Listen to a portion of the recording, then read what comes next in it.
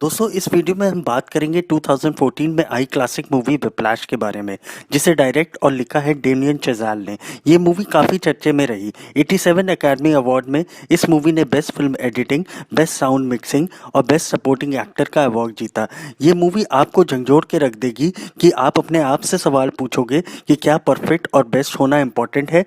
अगर बेस्ट होना इम्पोर्टेंट है तो किस कीमत पे। With this intro let's start the story.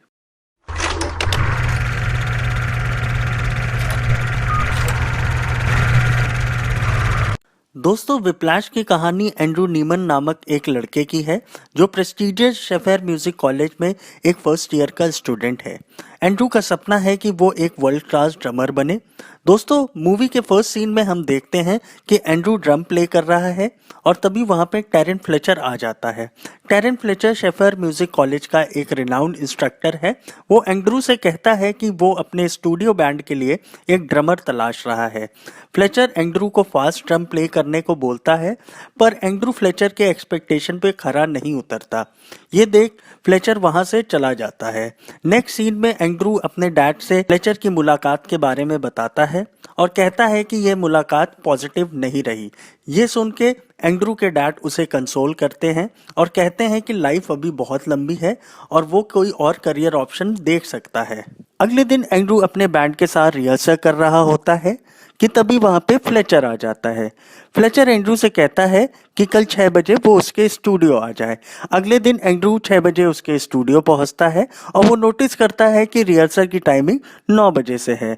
9 बजने के पहले पहले वहां बैंड के सारे स्टूडेंट आ जाते हैं और ठीक 9 बजे रूम में फ्लेचर आता है।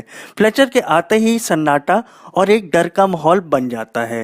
दोस्तों इस सीन से हमें फ्लेचर के कैरेक्टर के बारे में पता चलता है कि वो कितना डिसिप्लिन और पंचुअल इंस्ट्रक्टर है। दोस्तों अगले सीन में रिहर्सल स्टार्ट होती है और एंड्रू रिहर्सल्स में कार्ल स्टैनर का अल्टरनेट ड्रमर होता है। दोस्तों मूवी में कार्ल स्टैनर एक नया कैरेक्टर है जो फ्लेचर के बैंड में को ड्रमर है। रिहर्सल के दौरान फ्लेचर अपने स्टूडेंट से बहुत हार्श और अब्यूजिव बिहेव करता है, यहाँ तक कि वो अपने एक स्टूडेंट को बिना किसी बात के डिसमिस कर देता है। ये बैठा देख एंड्रू फ्लेचर के बिहेवियर से डरने लगता है। दोस्तों अगले सीन में हम देखते हैं कि फ्लेचर एंड्रू को विप्लैश की धुन प्ले करने को बोलता है। एंड्रू धुन की टेम्पो मैच नहीं कर पाता, जिसके वजह से फ्लेचर एंड्रू को एग्रेसिवली ह्यूमिलेट करता है, उसके ऊपर चेयर फेंकता है और साथ ही उसको थप्पड़ मारता है। एंड्रू की आंखों से आंसू निकल आते हैं और वो वहां से चला जाता है। दोस्तों कहानी आगे बढ़ती है और फ्लेचर का बैंड एक जैज कंपटीशन में पार्टिसिपेट करता है। इस परफॉर्मेंस में कार्ल स्टैनर को ड्रमर होता है और एंड्रू एक अल्टरनेट ड्रमर। फर्स्ट परफॉर्मेंस के बाद एक ब्रेक होता है जहां कार्ल एंड्रू को अपना म्यूजिक शीट का फोल्डर देता है, पर वो फोल्डर एंड्रू से गुम हो जाता है। कार्ल एंड्रू पे चिल्लाता है और ये सिचुएशन फ्लेचर को बताता है। कार्ल फ्लेचर को कहता है कि वो विप्लैश की धुन बिना फोल्डर के नहीं कर सकता। तभी एंड्रू फ्लेचर से कहता है कि उसे विप्लैश की धुन याद है और वो बिना म्यूजिक सीट के प्ले कर सकता है। एंड्रू एज ए को ड्रमर स्टेज पे जाता है और अच्छी परफॉर्मेंस देता है। उसकी परफॉर्मेंस देख फ्लेचर एंड्रू को को ड्रमर प्रमोट कर देता है। दोस्तों कहानी आगे बढ़ती है और एक और कंपटीशन करीब आ जाता है। फ्लेचर अपने बैंड में एक नया ड्रमर रायन कॉलोनी को जगह देता है। दोस्तों रायन कॉलोनी मूवी में एक नया कैरेक्टर है जो एंड्रू के साथ लोअर लेवल बैंड में को ड्रमर था। एंड्रू को ये बात पसंद नहीं आती। वो फ्लेचर से कहता है कि वो कॉलोनी से बेहतर ड्रमर है। ये सुन के फ्लेचर उससे गुस्से में बोलता है कि he has to prove and he has to earn that place. Andrew एक हार्ड वर्किंग लड़का है और अपनी पोजीशन को रिटेन करने के लिए जम के प्रैक्टिस करता है। दोस्तों अगले सीन में हम देखते हैं कि वो अपनी गर्लफ्रेंड निकोल से ब्रेकअप कर लेता है। वो उससे कहता है कि वो रिलेशनशिप के कारण अपने करियर में ठीक से फोकस नहीं कर पाता। अगले दिन की रिहर्सल स्टार्ट होती है, पर इस बार फ्लेचर थोड़ा इमोशनल और लो साउंड करता है। वो अपने स्टूडेंट को शॉन केसी के बारे में बताता है कि शॉन केसी एक उसका बेहतरीन स्टूडेंट था और रिसेंटली ही उसकी मौत रोड एक्सीडेंट में हो गई। कंपटीशन पास आ जाता है और फ्लेचर तीनों ड्रमर का ऑडिशन लेता है। ऑडिशन 5 घंटे चलता है। ऑडिशन के दौरान फ्लेचर बहुत ही एब्यूसिवली बिहेव करता है और लास्टली एंड्रू अपने को ड्रमर की पोजीशन को रिटेन कर लेता है। कंपटीशन का समय करीब आ जाता है और एंड्रू कंपटीशन के लिए बस से ट्रैवल कर रहा होता है कि तभी उसके बस की टायर पंचर हो जाती है। वो जल्दी जल्दी एक कार रेंट पे लेता है और सीधे थिएटर पहुंचता है। फ्लेचर एंड्रू से कहता है क्योंकि वो लेट है और ना ही उसके पास ड्रम स्टिक है, इसीलिए उसका पार्ट वो रायन को प्ले करने को दे रहा है। ये सुन के एंड्रू फ्लेचर से कहता है कि ये पार्ट उसने अर्न किया है और वही प्ले करेगा। फ्लेचर एंड्रू को 10 मिनट का समय देता है अपनी ड्रम स्टिक वापस लाने के लिए। दोस्तों यहाँ पे आपको एक क्लैरिटी दे दूं कि कार रेंट करते समय एंड्रू अपनी drum stick car rent office में ही भूल जाता है। एंड्रू जल्दी जल्दी अपनी ड्रम स्टिक वापस लेने के लिए कार रेंट ऑफिस जाता है कि तभी वापस आते समय उसके कार का एक्सीडेंट हो जाता है और एंड्रू बुरी तरीके से घायल हो जाता है। घायल एंड्रू स्टेज पे जाता है और अपना पार्ट प्ले करता है। घायल होने के वजह से एंड्रू ठीक से ड्रम प्ले नहीं कर पाता, जिसके वजह से फ्लेचर को बीच में ही परफॉर्मेंस रोकनी पड़ती है। फ्लेचर एंड्रू के पास जाता है और उससे कहता है कि उसका करियर अब खत्म हो गया है।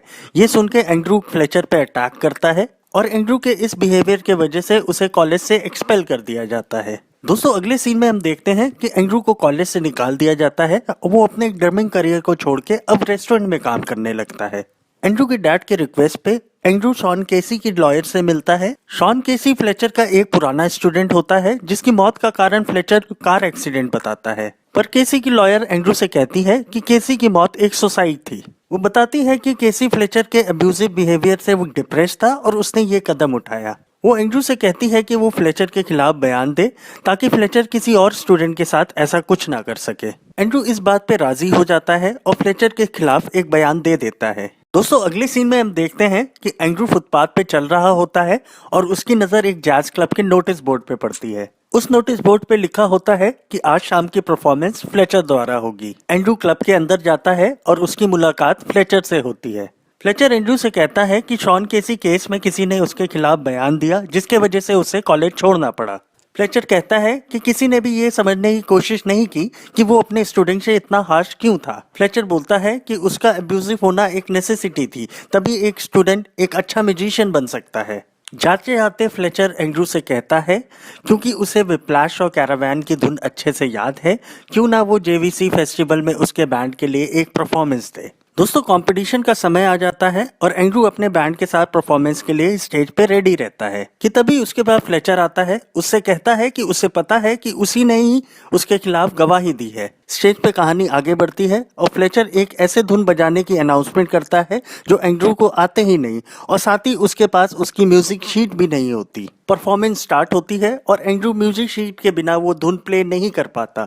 वो ह्यूमिलेट होकर स्टेज छोड़ के चला जाता है। एंड्रू स्टेज पे वापस आता है और बिना कहे वो कैरावैन की धुन बजाने लगता है। ये देख फ्लेचर पीछे हट जाता है और उसे परफॉर्म करने देता है। दोस्तों कैरावैन की धुन खत्म होने के बाद भी एंड्रू ड्रम प्ले करता रहता है और एक सोलो परफॉर्मेंस देता है कि तभी फ्लेचर एंड्रू को प्रोवोक करता है, पर एंड्रू अपना ड्रम प्ले करता रहता है। फ्लेचर एंड्रू के पास फिर आता है और उसे संकेत देता है उसकी परफॉर्मेंस को और बेहतर बनाने के लिए। ऑडियंस एंड्रू की परफॉर्मेंस देख भौचक्की रह जाती है और दोस्तों इसी के साथ एंड्रू इतिहास रच चुका होता है और दोनों एक दूसरे की तरफ देख के मुस्कुराते हैं। दोस्तों ये थी विप्लैश की कहानी। अगर आपको ये कहानी पसंद आई तो इसे लाइक करें, शेयर करें और हमारे चैनल को सब्सक्राइब करें। दोस्तों अब बात कर लेते हैं इस मूवी के रिव्यू और क्रिटिक्स के बारे में।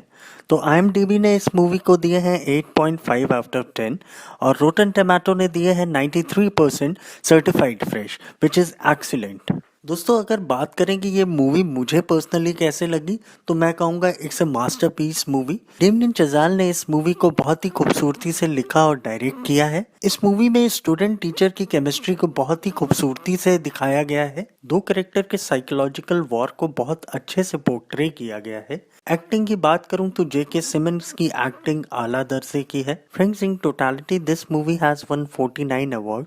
For those who like to watch drama genre movie, it's a must watch movie for you all। दोस्तों इस मूवी में एक पॉइंट बहुत ही ज़्यादा कंट्रोवर्शियल है कि फ्लेचर ने जो एंड्रू के साथ किया, क्या वो वाकई में एक ज़रूरत थी?